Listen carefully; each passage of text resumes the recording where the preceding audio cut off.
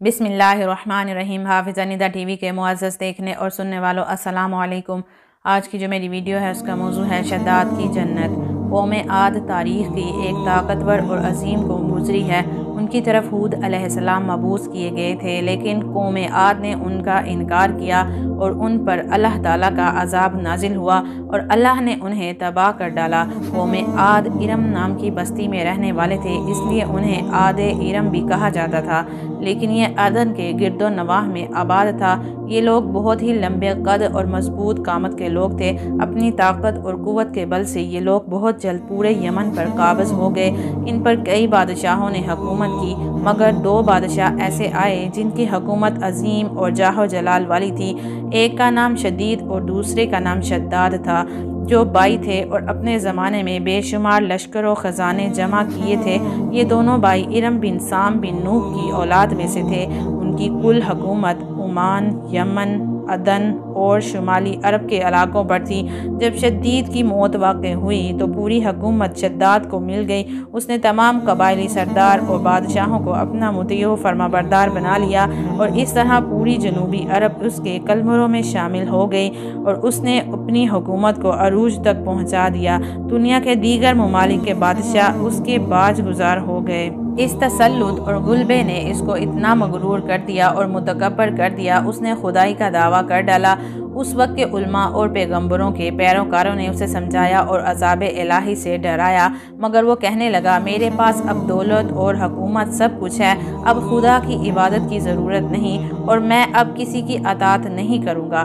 شداد نے حضرت ہود علیہ السلام کی زبان سے یہ سن رکھا تھا، جنت کیسی ہوگی اور اس کی نعمتیں اور خوبصورتی کا کیا عالم ہوگا، اس لیے اس نے زمین پر جنت بنانے کا ارادہ کیا۔ وہ کہتا تھا، مجھے اس جنت کی ضرورت نہیں جو خدا نے بنائی ہے، ایسی جنت کو تو میں خود دنیا میں ہی بناؤں گا۔ لہٰذا اس نے 100 معتبر افراد کو جمع کیا اور ہر ایک کو 1000 آدمیوں پر مقرر کیا اور پوری دنیا کے ماہرین کو عدن آنے کی دعوت دی۔ اس نے اپنے بھانجے ضحاک کو، جو ایران کا بادشاہ تھا، کہلا کر بھیجا کہ جتنا سونا چاندی تمہارے پاس جمع ہے وہ فوراً میرے پاس بھیج دو۔ ضحاک نے ایسا ہی کیا۔ اس نے تمام حکمرانوں اور سرداروں کو یہ حکم دیا کہ سونے چاندی کی کانوں سے اینٹیں بنوا کر بھیجیں اور کوہ عدن کے متقل ایک مربع شہر جو 10 کوس چوڑا اور 10 کوس لمبا ہو بنانے کا حکم دیا۔ اس کی بنیادیں اتنی گہری کھدوائی کہ پانی کے قریب پہنچا دی، پھر ان بنیادوں کو سنگ سلیمانی سے بھروا دیا۔ جب بنیادیں بھر کر زمین کے برابر ہو گئیں تو اس پر سونے چاندی کی اینٹوں کی دیواریں چنی گئی۔ ان دیواروں کی بلندی اس زمانے کے گز کے حساب سے 100 گز مقرر کی گئی۔ جب سورج نکلتا تو اس کی چمک سے دیواروں پر نگاہ نہیں ٹھہرتی تھی۔ یوں شہر کی 4 دیواری بنائی گئی۔ اس کے بعد 4 دیواری کے اندر 1000 محل تعمیر کیے گئے۔ ہر محل 1000 ستونوں والا تھا اور ہر ستون جواہرات سے جڑاؤ کیا ہوا تھا۔ پھر شہر کے درمیان میں ایک نہر بنوائی گئی اور ہر محل میں اس نہر سے چھوٹی چھوٹی نہریں لے جائی گئیں۔ ہر محل میں حوض اور فوارے بنوائے گئے۔ ان نہروں کی دیواریں اور فرش یاقوت و زمرد و مرجان اور نیلم سے بنوا دی گئیں۔ نہروں کے کناروں پر ایسے مصنوعی درخت بنائے گئے جن کی جڑیں سونے کی اور شاخیں اور پتے زمرد کے تھے۔ ان کے پھل موتی، یاقوت اور دوسرے جواہرات سے بنوا کر ان پر ٹانک دیے گئے۔ شہر کی دکانوں اور دیواروں کو مشک و زعفران اور عنبر و گلاب سے سینکل کیا گیا۔ یاقوت و جواہرات کے خوبصورت پرندے چاندی کی اینٹوں پر بنوائے گئے جن پر پہرے دار اپنی اپنی باری پر آ کر پہرے کے لیے بیٹھتے تھے۔ جب تعمیر مکمل ہو گئی، حکم دیا گیا کہ سارے شہر میں ریشم کے قالین بچھا دیے جائیں۔ پھر نہروں میں سے کسی کے اندر میٹھا پانی، کسی میں شراب، کسی میں دودھ اور کسی میں شہد اور شربت جاری کر دیا گیا۔ روایتوں میں آتا ہے کہ اس جنت کو بنانے میں 300 سال لگے اور شداد کی عمر 900 سال کے قریب تھی۔ باغ ارم کے مکمل ہونے کے بعد وہ اپنے لاؤ لشکر کے ساتھ دور تک براہنہ انداز میں شہر کی طرف روانہ ہوا۔ جب قریب پہنچا تو تمام شہر والے اس کے استقبال کے لیے شہر کے دروازے کے باہر آ گئے اور اس پر زر و جواہرات نچھاور کرنے لگے۔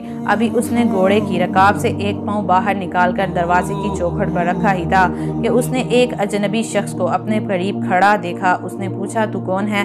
اس نے کہا، میں ملک الموت ہوں۔ پوچھا کیوں آئے ہو؟ اس نے کہا تیری جان لینے۔ شداد نے کہا مجھ کو اتنی مہلت دے دے کہ میں اپنی بنائی ہوئی جنت کو دیکھ لوں۔ جواب ملا مجھے حکم نہیں۔ کہا چلو اس قدر ہی فرصت دے دو کہ گھوڑے پر سے اتر آؤں۔ جواب ملا اس کی بھی اجازت نہیں، لہٰذا ابھی شداد کا ایک پاؤں رکاب میں اور دوسرا چوکھٹ پر ہی تھا کہ ملک الموت نے اس کی روح قبض کر لی۔ پھر جبرائیل علیہ السلام نے بڑے زور سے ایک ہولناک چیخ ماری کہ اسی وقت تمام شہر اپنی عالیشان سجاوٹوں اور محلات کے ساتھ زمین دوز ہو گیا اور اس کا نام و نشان بھی باقی نہ رہا۔ علماء و مورخین نے کتابوں میں لکھا ہے کہ بادشاہوں اور اس کے لشکر کے ہلاک ہو جانے کے بعد وہ شہر بھی لوگوں کی نگاہوں سے اوجھل کر دیا گیا، مگر کبھی کبھی رات کے وقت لوگ عدن اور اس کے ارد گرد کے لوگوں کو اس کی کچھ روشنی اور جھلک نظر آ جاتی ہے۔ یہ روشنی اس شہر کی دیوار کی ہے